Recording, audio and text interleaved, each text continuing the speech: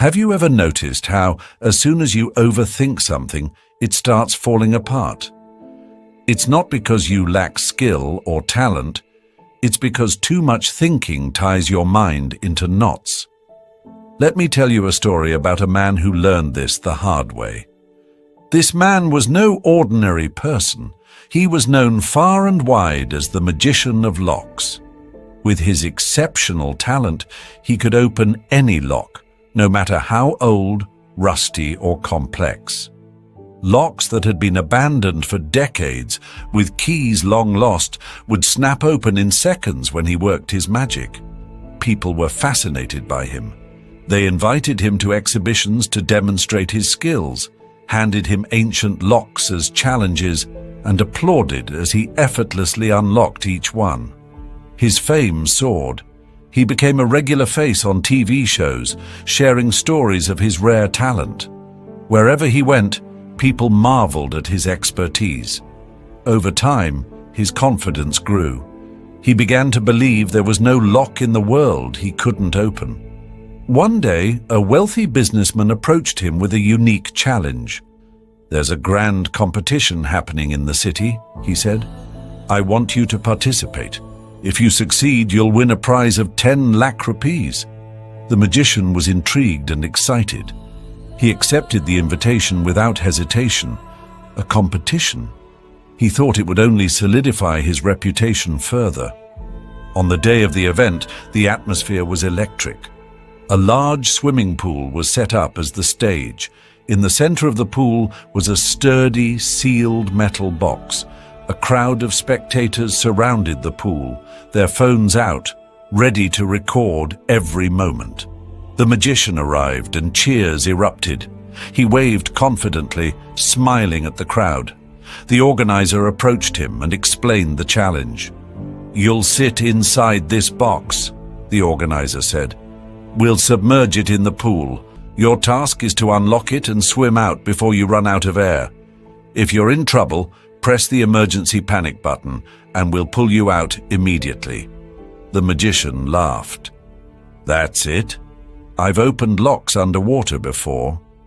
This will be over in seconds." The crowd clapped and cheered as he climbed into the box.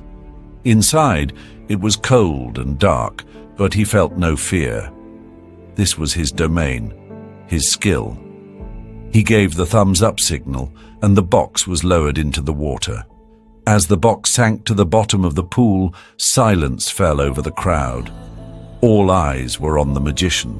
Inside the box, he took a deep breath and began his work. But something was different this time. No matter what trick he tried, the lock wouldn't budge.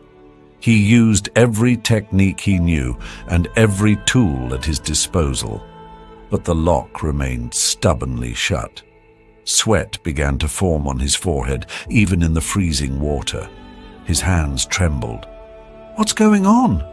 Why isn't this working?" As the seconds ticked by, panic set in. The silence inside the box was deafening, and the pressure of the water above him felt heavier with each passing moment. What if I fail? What if I can't do this? Everyone is watching. They'll all laugh at me. The more he thought, the worse it got. His chest tightened and his breathing grew shallow. His mind raced with fear and embarrassment. "I've opened 1,000 locks. Why can't I open this one?" He tried again, but his hands had become clumsy. His thoughts were louder than his instincts. The harder he worked, the further success seemed to slip away. Finally, his air was running out. In that moment of desperation, he realized something. If I don't stop overthinking, I'll lose my life over a lock. With shaking hands, he pressed the panic button.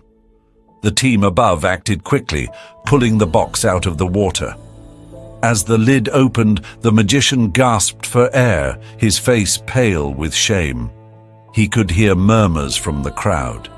He avoided their eyes, and his confidence shattered.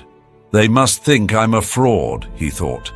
He shifted his weight inside the box to sit up, and suddenly the door swung open. Stunned, he stared at the open door. The lock had been a trick.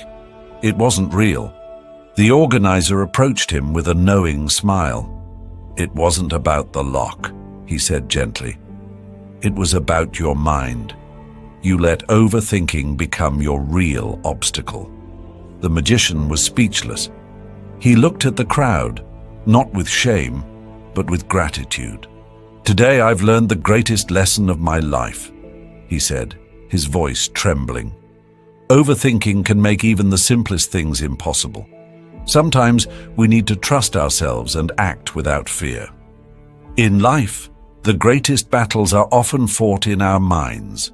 Overthinking magnifies small problems, creates imaginary fears, and keeps us from achieving our goals. Whether it's a relationship, a dream, or a challenge, trust yourself and take the leap. Simplicity in thought leads to clarity in action. Remember, the lock you're struggling to open may not even be locked. It's just your mind holding you back.